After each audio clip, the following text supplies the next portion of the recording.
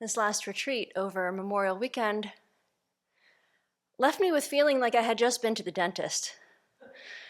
And that when I went to the dentist last, the dental hygienist who was cleaning my teeth, she found this really nice piece of plaque and tartar in between my two front teeth that I hadn't really noticed before. And so she really, she used those tools to get it out of there. And it bled a little bit. And she'd asked me, she's like, did you notice there was a bump or something there? I'm like, no, I didn't notice it was there. And so now, these spans where I'm not at the dentist, it's up to me to, continue with the oral hygiene and really prevent that kind of tartar from coming back. And so what made me think about this from the retreat was that Venerable Chodron took out all of her tools to really ram at that self-centered thought. This, this attitude that, of course, I think I'm paying attention to it, but it's so familiar that it can really just accumulate like this plaque. And I can be unaware of the many different forms that it takes. And so thank goodness that we had this retreat and we were really given this very pertinent, applicable, continuous reminder of how the self-centered thought infiltrates our minds and how it shapes what we experience. And so now it's really up to us to keep this in mind and keep bringing it up, keep with this mental hygiene of really learning to identify the self-centered thought and push it away, to counteract it, to question it as it arises. And I was really struck by how all-encompassing it is. We've heard about the four distortions and these projections that we have on people and things as being permanent, as what is foul we see as beautiful and appealing, like our bodies that are just kind of these like poop factories. But the self-centered thought says, look how beautiful and wonderful I am. Look how wonderful or averse that other person is, in this attempt to kind of find, this identity that we grasp to and define ourselves, in relationships to others, this kind of this comparing mind. That self-centeredness is behind the way that I think about things as being pleasurable that are not really pleasurable. How important my happiness is right now, is that like ice cream finally being served that someone offered a while ago? I mean, they offered it like a week ago. When are we going to eat that ice cream? Because that is what's going to bring me happiness, and it's going to be so pleasurable. But really, that happiness lasts for the 30 seconds it takes for me to inhale the ice cream, and if I was to keep eating it, it wouldn't be pleasurable after a while. Although I have a pretty high tolerance for ice cream, so it would be a long while.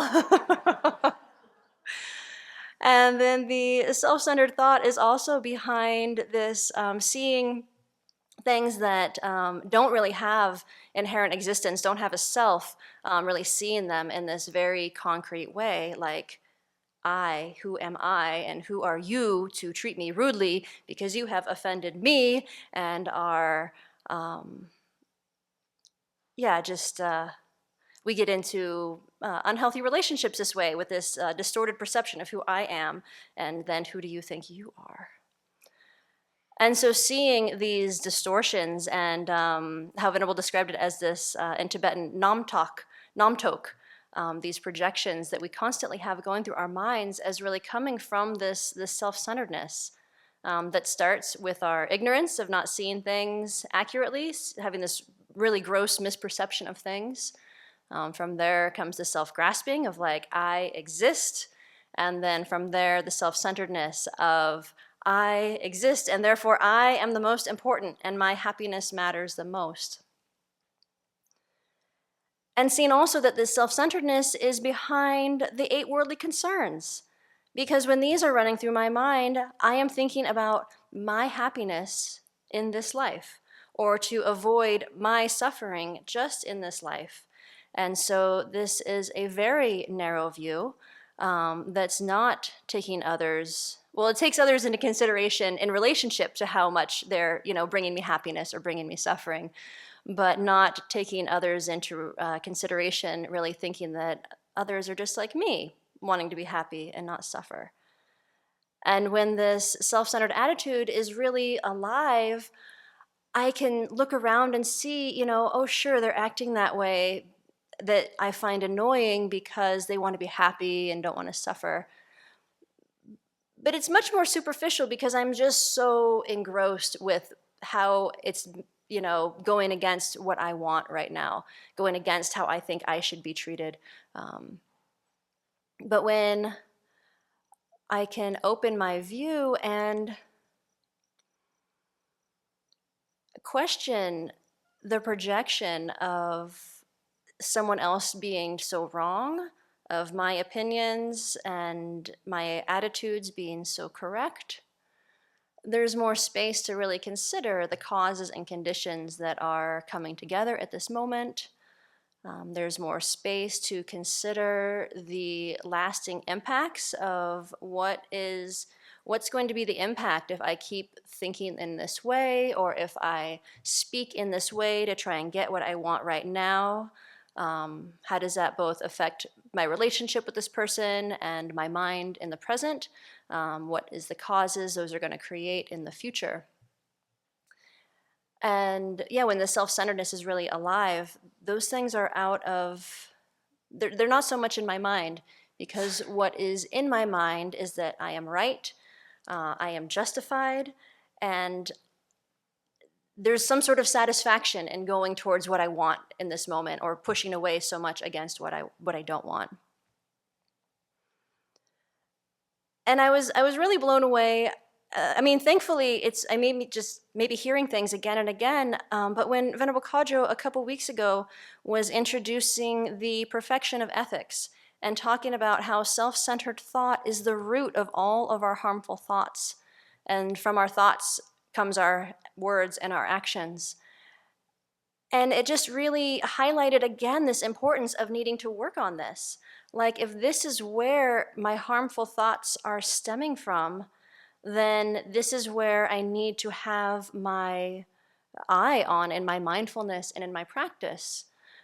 Because maybe my thoughts aren't to harm others, but sadly, my mind still is in this place where a lot of time is really wasted and energy is wasted with, kind of critical and judgment thoughts about myself and others.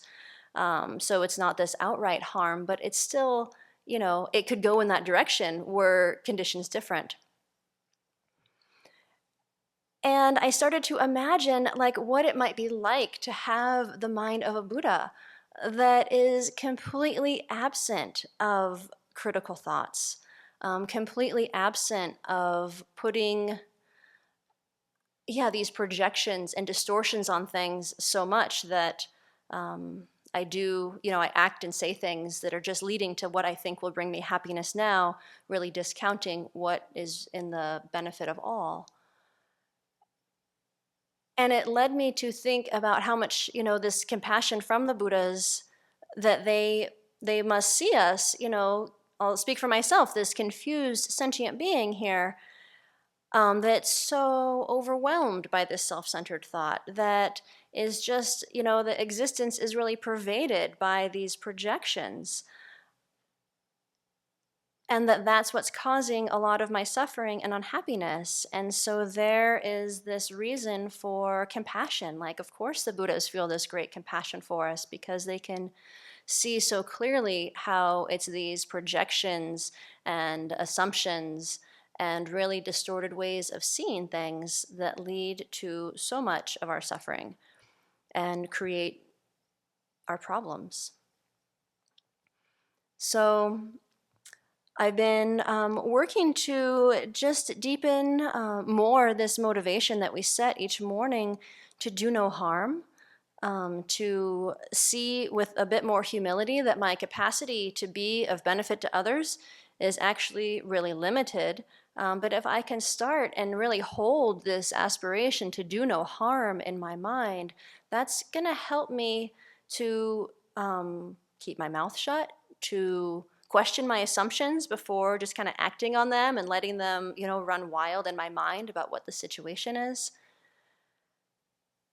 And to also have this understanding for others that it's not just me, at least I think it's not just me, who is living through these projections most of the time.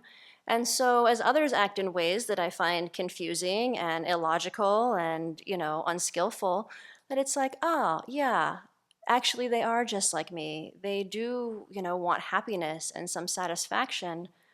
And this self-centered thought that we've nurtured so long in our heart is tells us what we need to do to be happy.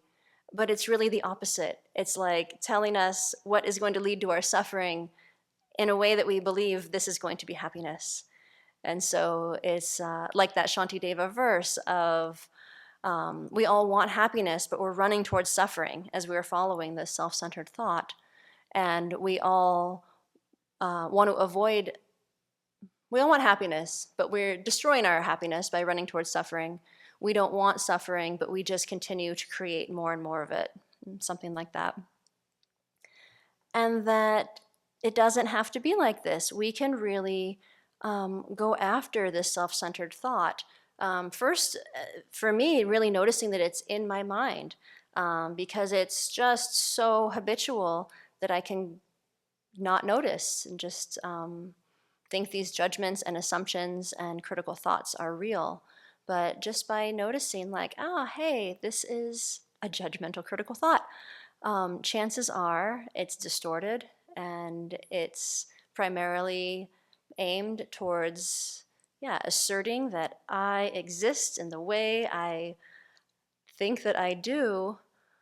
And there's room to question that.